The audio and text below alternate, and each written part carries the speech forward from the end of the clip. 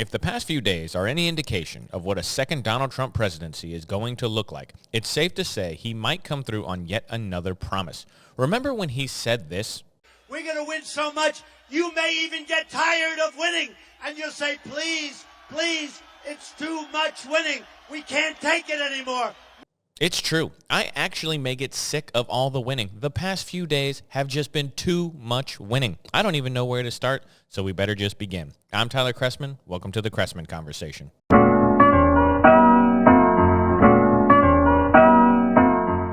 Okay. Hello, everybody. I'm not kidding when I say that over the past few days, Donald Trump, he has been Santa Claus for conservatives. He's been granting wishes and handing out presents left and right, and there is just so much to get to that it's going to be hard to cover it all because there are a number of things that I could do entire episodes about that are just one of the executive actions that he signed.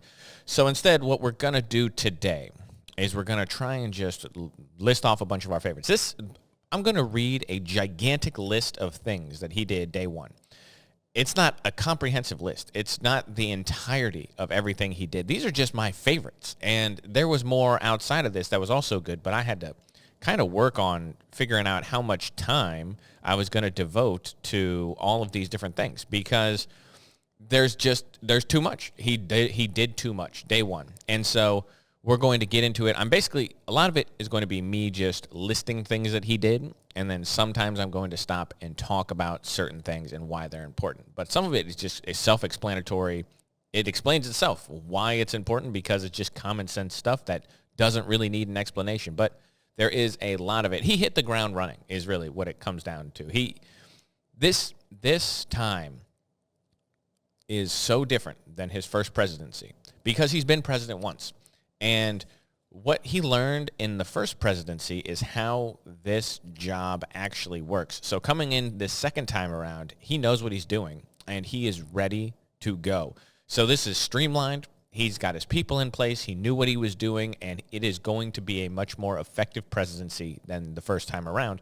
He signed all of these executive orders, or at least a lot of them, in an arena full of people at the inauguration, which was really cool. The presidential signing desk was moved into an arena where he sat there and signed executive orders. That was pretty awesome. And there's just, like I said, there's too much to go over, but these are the best ones. And a little bit of a side note here, I do, in general, as a principle, I hate executive orders. I do not believe it is the job of the president to sit there with a pen and make law. That's not the president's job. The legislature is supposed to make the law. The president is supposed to sign the law. The president isn't supposed to sign some executive order that just makes law and everyone goes along with it. He's not a king. He's not an emperor. He is not a dictator. He is supposed to be the check on the legislature. He's really not supposed to be this kingly figure who we think of as running the country. It's the legislature is supposed to be the important job in the country, but we've kind of got this all messed up. So in principle, I hate executive orders. Everyone uses them. Obama signed more than any president in history. Donald Trump signed a lot. Joe Biden, I'm fairly confident, signed more than anyone in history again.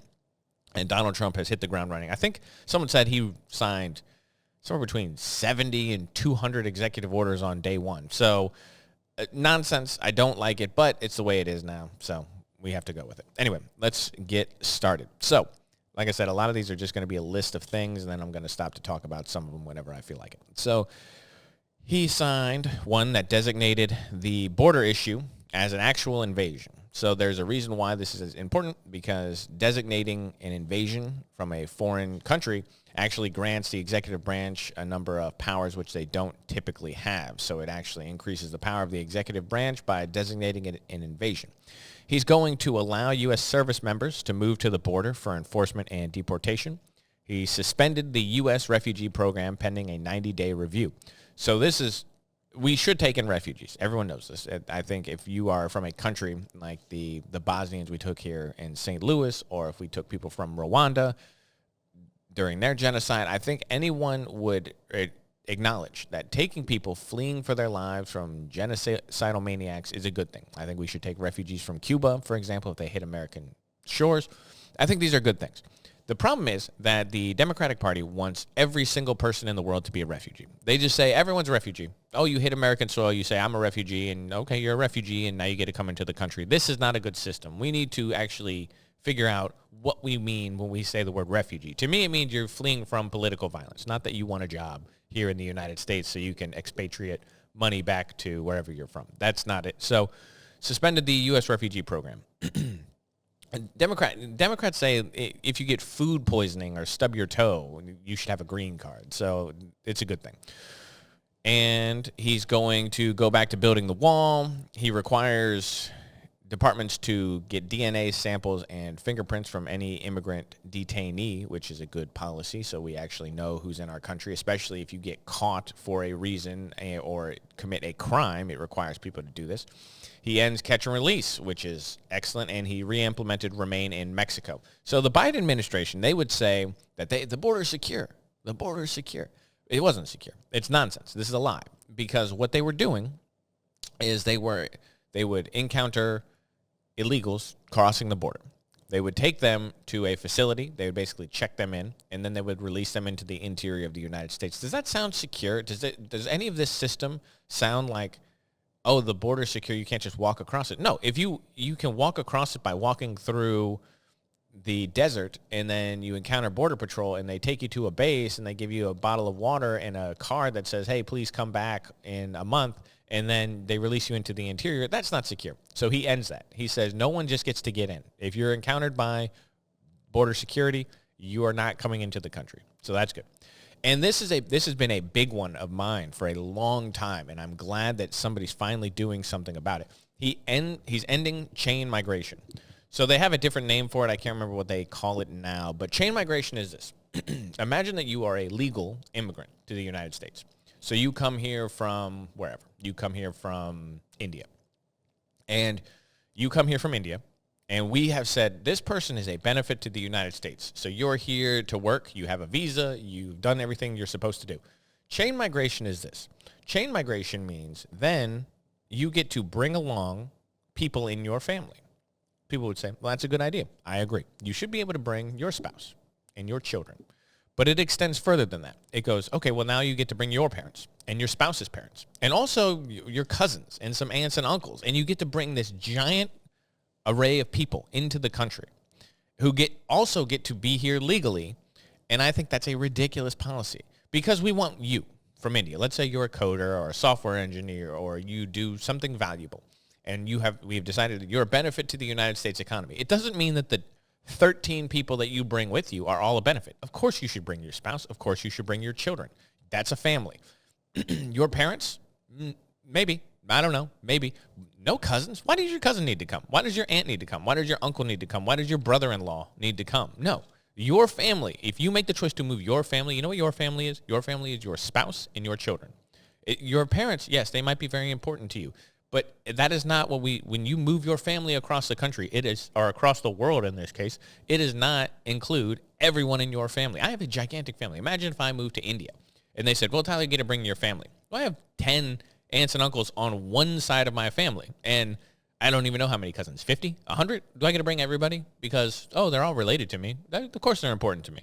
Is that the way it works? No, of course not. Because that's not of economic benefit to most places to have me, who they vetted and said, you're good, a contributing member of the economy and of the state, whatever, and then I get to bring everybody else. No, this is great. So he ends that, which I'm glad. He's going to stop funding to sanctuary cities and sanctuary states. This is a big one. You don't get to violate federal law. I've never understood this. Like the places, when the federal government makes a law, the states are required to honor that law. So, for example, right now I have this big thing about marijuana legalization because it is still federally illegal. Well, it's ridiculous that states just decide that they can violate federal law. I don't think that that's right. I think that that's ridiculous. I think there should be less federal laws, but I think as long as there is a federal law, you don't get to violate it. Sanctuary states basically say, we're not going to help ICE with the federal government's policy on border enforcement. And I think that's ridiculous. I do agree that you should stop funding to states that flaunt federal law. So stop funding to sanctuary states, which is good. And I'm going to go a step further. People are going to disagree with me here. I don't care. You had the mayor of Chicago, I think, Brandon, whatever his name is, the mayor of Chicago, the guy who seceded Lori Lightfoot, and he basically said, oh, well, I'm not going to listen to that. We're not going to comply. I'm not going to follow ICE. And Tom Homan was asked about this, and he said, well, if you obstruct justice, we're going to arrest you. And somebody said, Tom Homan said he's going to arrest you. And he said, well, I don't think he'll really do that. I absolutely think you should. If you flaunt federal law and you are an elected politician, I absolutely believe that they should arrest you. You don't get to do it. You don't get to break the law. So if you're a mayor of a city and you say we're not going to comply with federal mandate, I think that the federal government should come in there and arrest you. I do believe that. It's a ridiculous thing to think that just because you're the mayor of a city, you get to flaunt the law. If I break the law, I'm arrested. But you're a politician and all of a sudden you break the law and you're not arrested? No, arrest him. I'm all for. This is the thing that separates me from a lot of people. I think way more politicians should go to jail. You have to follow the same rules I do. And if I break the law, I go to jail. I don't break the law, so I'm free, and I'm not really worried about it. But if you're a politician and you break the law, you should go to jail. Absolutely, 100% of the time. So I'm all for that. Tom Homan has said it, and I think that's great. This one right here is a big one. This is going to be a headline story for a while. It's going to be tied up in the court for the foreseeable future, and I don't know which way it's going to go, but I can tell you that Donald Trump's right to do it. He wants to put an end to birthright citizenship. Now, this is a big one, and everyone says you can't do this, and probably it will be struck down by the court because it is part of the 14th Amendment. And actually, as I do this, let me pull up the text here. Let me pull up the text because I want to actually read here we go. Okay. So here's what birthright citizenship, where it comes from, this idea of birthright citizenship. And I want to read the actual text here. So the 14th Amendment, let's see if I can test my history here. The 14th Amendment, so let's see, the 13th Amendment was in 1865. So the 14th Amendment would be 1868. So in 1868, this was ratified. And Section 1 of the 14th Amendment reads as follows. All persons born or naturalized in the United States and subject to the jurisdiction thereof are citizens of the United States and of the state where they reside. No state shall make or enforce any law which shall abridge the privileges and immunities of the citizens of the United States, nor shall any state deprive any person of life, liberty, or property without due process of law, nor deny to any person within its jurisdiction equal protection under the law. Okay, what does that mean? So here is what it means. In layman's terms, it's saying that if you're born into the United States, you're a citizen of the United States. But here's where I think that the common misread has happened in history. There's an important section of this. So why was the 14th Amendment created? Think about the year that it was ratified. 1868. Okay, so in 1868, what was going on? We were right in the middle of the Civil War. Why was this amendment ratified at that particular moment in time? Because the 14th Amendment was designed for slaves to say that if you are born in the United States, you are a citizen of the United States. You're not allowed to say, well, this person was a slave and this person was born here. They don't really count as an American citizen. They don't get the rights and privileges of American citizens, blah, blah, blah, blah, blah. This was designed around slavery. It was designed so that slaves who were freed and had children who were born, those children would be U.S. citizens with all the privileges that comes along. This was never meant to mean that a person who is here illegally, so someone comes up from Mexico and has a child, that child is an American citizen. This was never meant to mean that a person who flies in from, I don't know, Europe and has a baby here on vacation, that baby's an American citizen. That was never what this is meant to be. And you know this because it was written for slaves. It wasn't written about immigrants coming to the country. It was written for slaves. And you know this because everything else in this 14th Amendment has to do with the 14th Amendment basically is about the South. It says that you can't be a representative if you were an insurrectionist, and it's the one that they were trying to use to say Donald Trump couldn't run for president. And basically it's about the Civil War. That's what they're talking about. And here's an important fact to remember. What is the second part of the first sentence? So it says all persons born or naturalized in the United States. So anyone born or naturalized in the United States, comma, and subject to the jurisdiction thereof. What does that mean? Well, that is the part that I feel like people are forgetting when they talk about illegal immigrants and their children being American citizens. And subject to the jurisdiction thereof means that if you're here illegally, you're not subject to the jurisdiction. You are not a member of the community. You're not a member of the state. You're not a member of the country. You're not subject to the jurisdiction thereof. You are not legally here. You're not a member of the community. So what this meant is that it was not designed for illegal immigrants to come here, have an anchor child, and then get to stay forever because their child's an American citizen. That's not what this is about. It wasn't the purpose. It's not what the people who wrote it intended.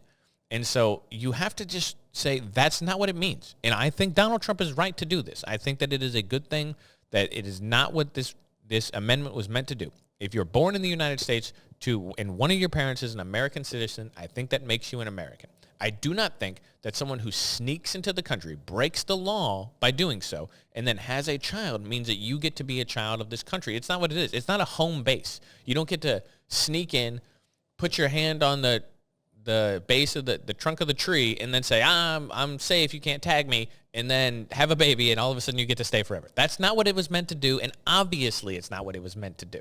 This was designed so that, and by the way, this does, in my opinion, this does apply if you are a green card holder and you have a child, because you have demonstrated you're a subject. I don't think it should necessarily apply if you're here on a work visa. I'm not sure how I feel about that. But if you're a green card holder, if you're a citizen or you're granted the green card status in the United States, I think that's a little different than if you become a United States citizen, or if you're in the process of doing so. I think that's different. It's not for people who sneak across the border. It's not for people who come here on holiday to visit for a week and have a child. That's not what it's for. It's for American citizens. It means if you're an American and you have a child, we can't strip the rights or citizenship from your child. That's what it means. It is not for what it's been used for. So Donald Trump is good to do that. It's good to say that this is not what this is meant to do. And hopefully it wins, because I think that the legal argument for it is actually fairly strong. I do not think that this is a nonsense thing. He can't just repeal a part of the amendment, but that's not what he's trying to do. He's trying to say that's not what the amendment means. And so this will go to court, and really, realistically, the Supreme Court, if this goes all the way there, which I imagine it will, the Supreme Court may side with Donald Trump. There's a lot of originalists on the court who really have conservative leanings. Some of them are a little, you never know, but there are quite a few. I'm sure Thomas and Alito will absolutely believe that they are textualists, they're originalists, and like myself, and they will say that this is not what that amendment means. You don't get to just rewrite amendments in modern terms because that's what you want them to mean. They meant something when they were written. You don't get to put your own meaning into them. And let's hope that that's the way it goes. Anyway, that's a big one, and we're going to see that in the news quite a lot. Moving on. He designated the cartel terrorist organizations. There are some people who are up in arms about this. This is great. This is great. We should have been doing this all along. The cartels are absolutely a terrorist organization. The fact that they're intertwined with the Mexican government is not our problem. They are moving people. They are human trafficking across the border. They're bringing poison into the country by the hundreds and hundreds of pounds of fentanyl that they move across the border all the time. They have killed hundreds of thousands of Americans through overdose with drugs they sneak across the border. They are absolutely a terrorist organization, and we should be sending a hellfire missile up the ass of every head of the cartel. These people are bad people.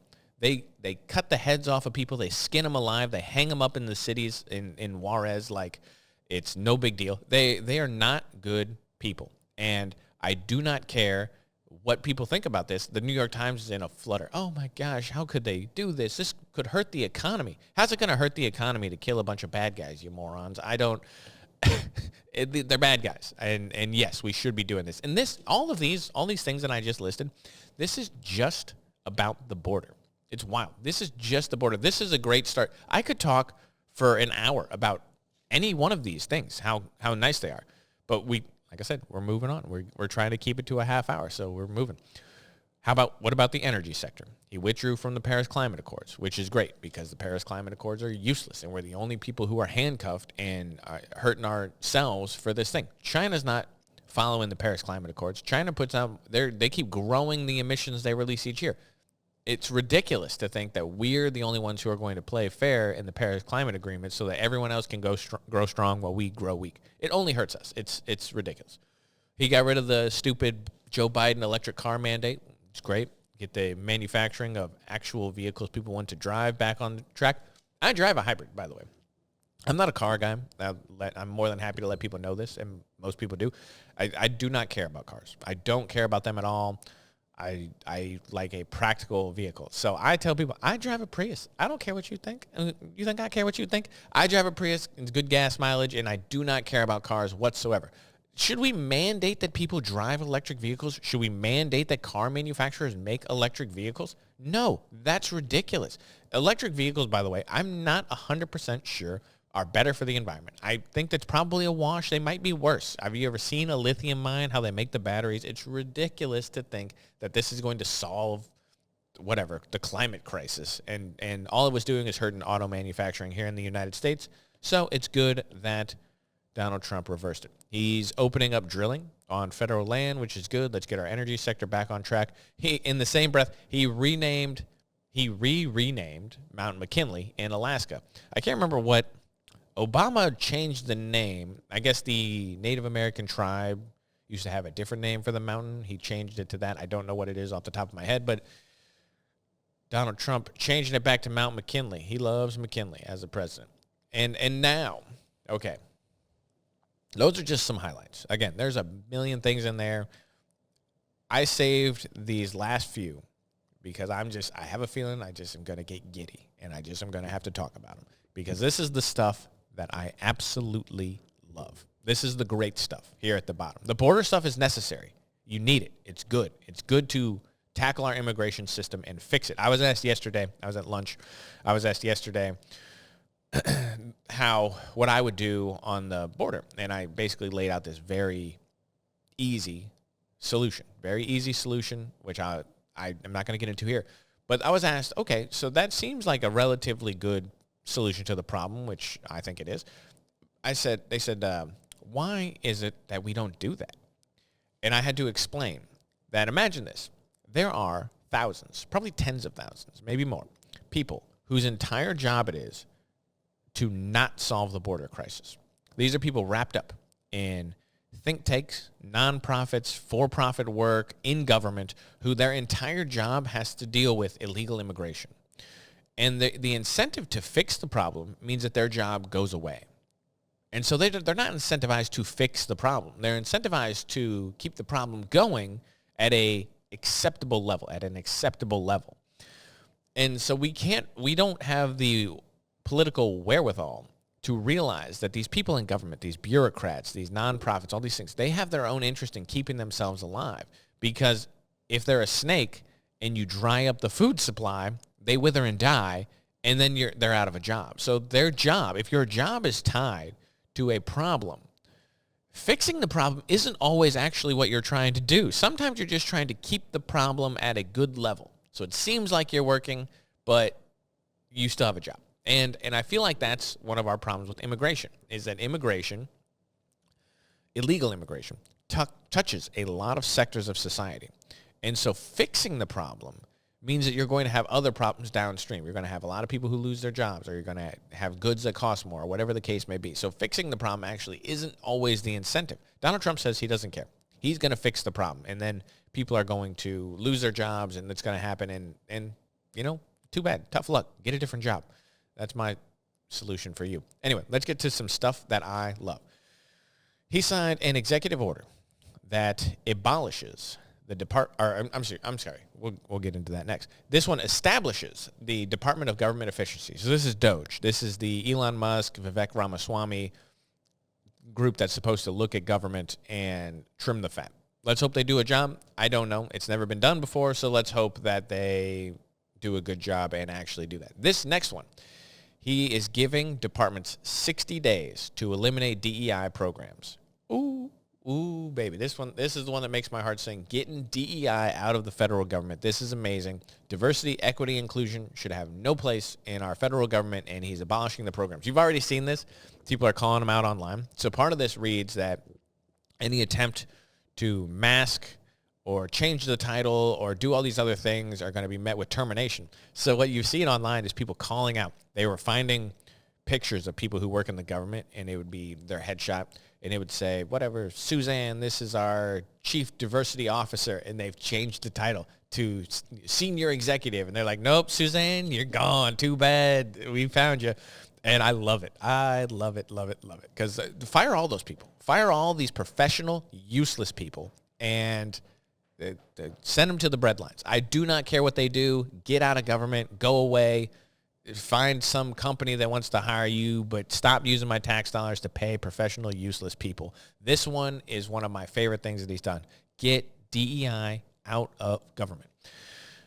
Requires the U.S. government to recognize only 2 genders. Okay, fine. Yep. He withdrew from the World Health Organization. This has been something I have wanted the government to do since COVID. I didn't realize the World Health Organization was what it was until COVID, when you saw them go out of their way to defend China and obfuscate the obvious truth that the virus came from China and it was their fault and that they deserve to pay.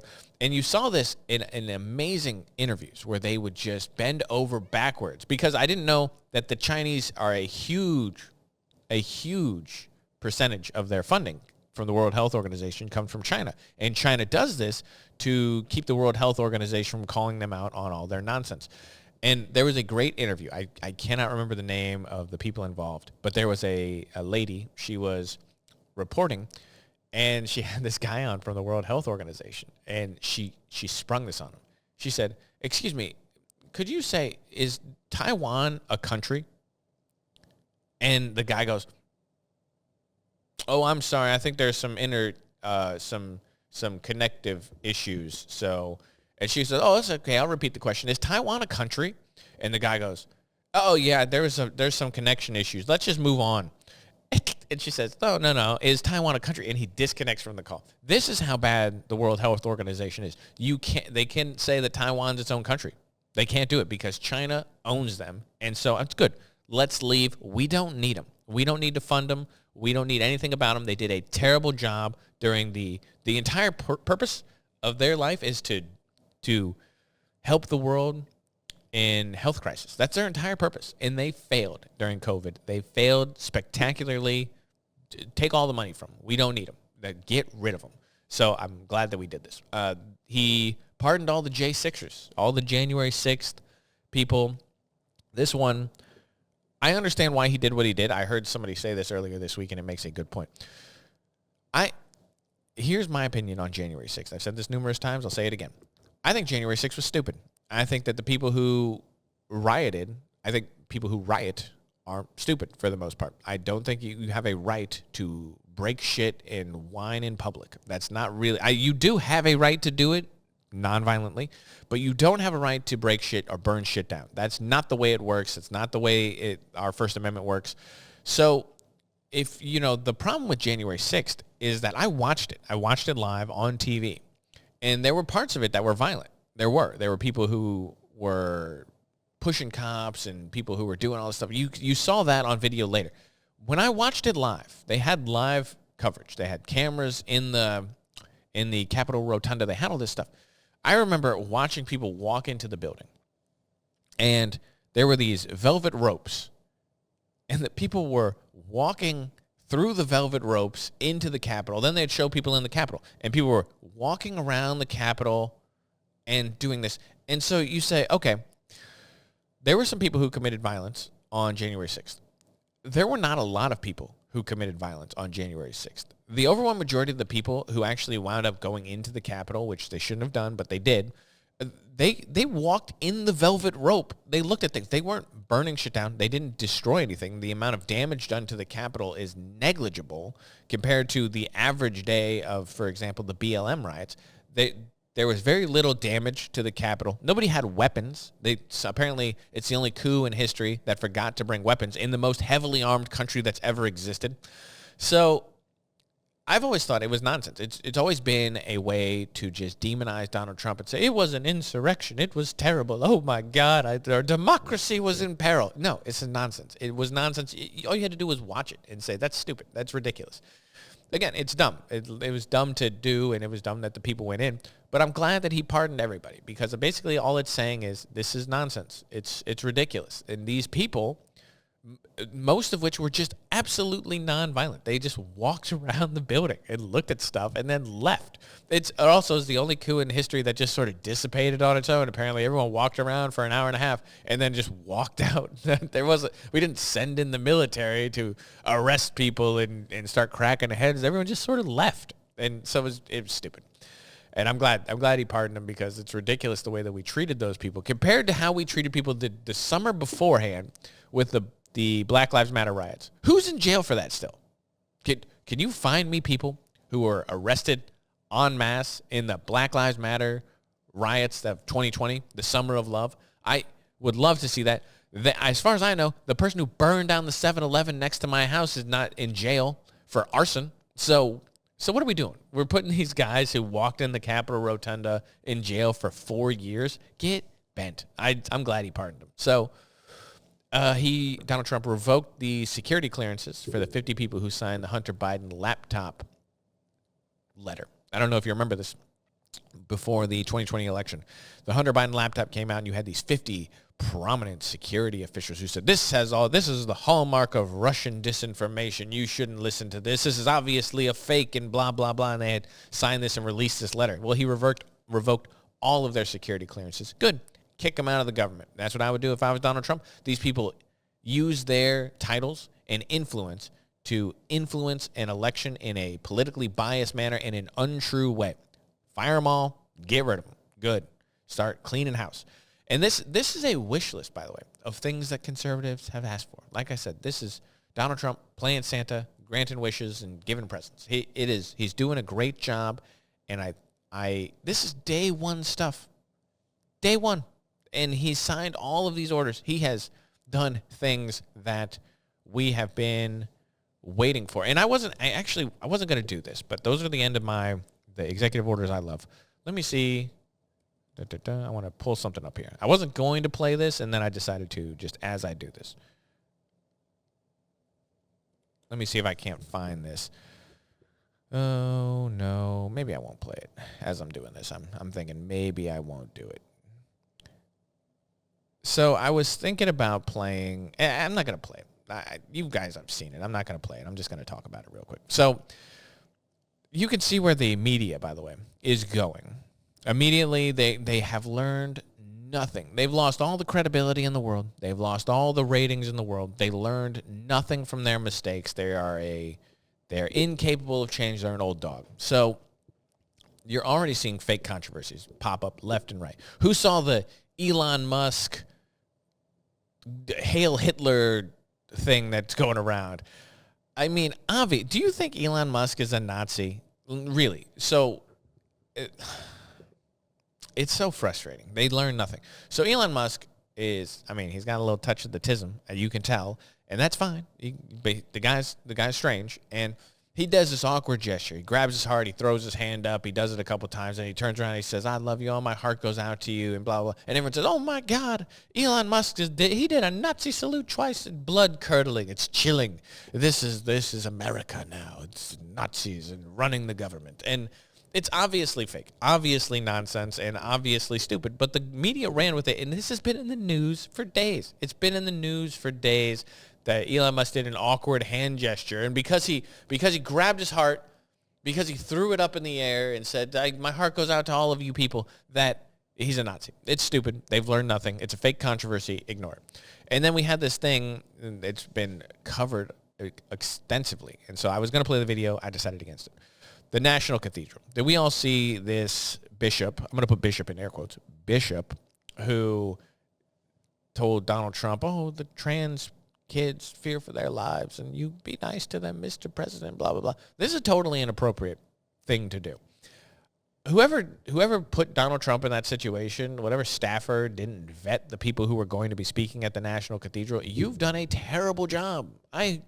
What are you doing? Day one, you're doing this? Day 2, you're doing this? It's ridiculous. You should be fired. Bad at your job. This person, by the way, this bishop, again, putting it in quotes, because you can't be a bishop if you're a woman. I don't know what to tell you. You just can't. It's not the way it works. It's not the way the church works. You can't. I don't know who designated you a bishop, but that's not the way it works in the church. So she is obviously, you shouldn't use the term, I've really come down on this recently, you shouldn't use the term trans, gay, lesbian with children. You shouldn't do that, because to designate sexual orientation on children is to sexualize children. There might be kids who act a certain way when they're 8, 9, 10, but you're going to call a little 8-year-old gay? What's wrong with you?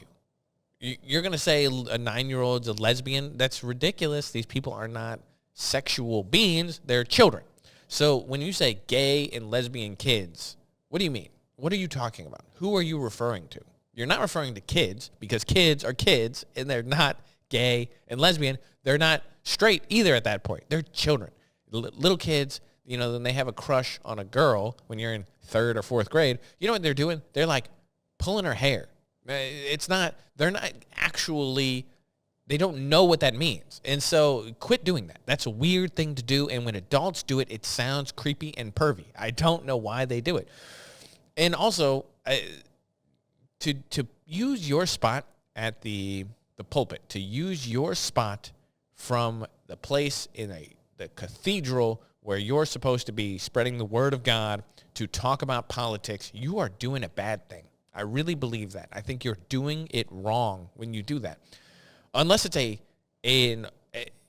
no, actually, I'm not even going to say it, because you're doing it wrong, because that's not what you're there for. That's not your job. So this woman is not only is she a bad bishop, because you're not a bishop, she's a fake bishop, but you're doing a bad job as a fake bishop, because you're not doing the job of a person who is supposed to be speaking the word of God. That's not your job in that role, to lecture the president of the United States. That's a bad job and a bad thing. And the media ran with it. They're going to make this woman a hero. Someone will probably put her on a T-shirt later and say, this is my idol. No, bad. Oh, this is my idol, by the way.